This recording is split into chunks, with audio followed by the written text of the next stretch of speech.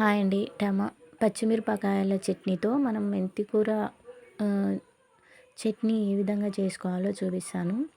టమాటోలు, ఆనియన్స్, చింతపండు, కొత్తిమీర, పచ్చిమిరపకాయలు, ఇందులోకి మెంతి కూర ఇవి ఉంటే సరే అండి. మనం కావాలంటే జీలకర్ర, వెల్లిపాయలు వేసుకోవచ్చు. టేస్ట్ బాగుంటుంది. ఫస్ట్ మనము ముందుగా మెంతి కూర చాలా మంచిదండి. మనకు అన్నిటికీ ప్రతి ఒక్కటి ఆకుకూరలో విటమిన్స్ చాలా ఉంటాయి. ముందుగా ఒక బాలు పెట్టుకొని అందులో మనం పచ్చిమిరపకాయల కాడికి సపరేట్ వేయించుకోవాలండి. ఎందుకంటే మనము పచ్చిమిరపకాయలు కొంచెం బాగా వేగితే కారం అనేది ఉండదు. అందుకు పిల్లలైనా కొంచెం కారం లేకుండా బాగా తింటారు. ఇందులోకి పసుపు, ఉప్పు వేస్తున్నాను. కొంచెం చప్పగా అవుతాయి, ఘాటు అనేది లేకుండా చప్పగా అవుతాయి. అందుకోసమని నేను ఉప్పు, పసుపు వేస్తున్నాను. ఇందులోనే ఆనియన్స్ కూడా వేస్తున్నాను. కొంచెం మగ్గిపోయిన తర్వాత ఆనియన్స్ వేస్తున్నాను.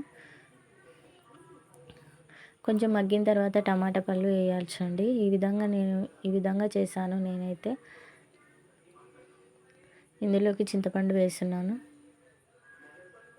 ఒక 5 నిమిషాలు మగ్గిందంటే మగ్గిపోతుంది. చూడండి, ఒక 5 నిమిషాలు మగ్గిందంటే మాకు మెత్తగా అయిపోతుంది మనకి. ఈ విధంగా మగ్గింది కదా, చూడండి ఏ విధంగా మగ్గిపోయిందో.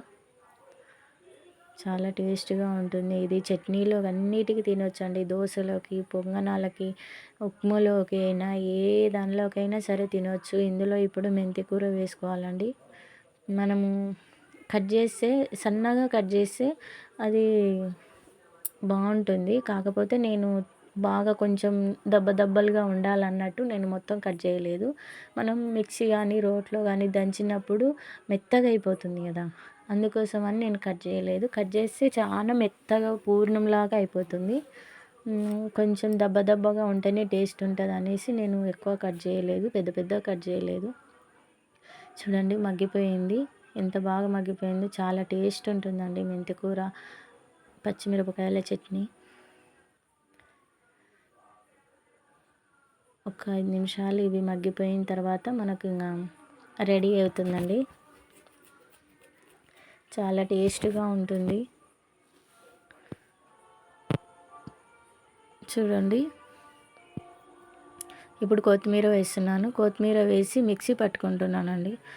రోట్లో ఉంటే రోట్లో అయినా వేసుకోవచ్చు. నేను మిక్సీ పట్టుకుని చూడండి, మిక్సీ పట్టిన తర్వాత ఏ విధంగా ఉందో చాలా టేస్ట్ ఉంటుంది. ఒకసారి చేసి చూడండి. పోపు పెట్టుకుంటున్నానండి ఇందులోకి నేను. థ్యాంక్ యూ సో మచ్ అండి. నచ్చితే లైక్ చేయండి, షేర్ చేయండి, సబ్స్క్రైబ్ చేసుకోండి ప్లీజ్.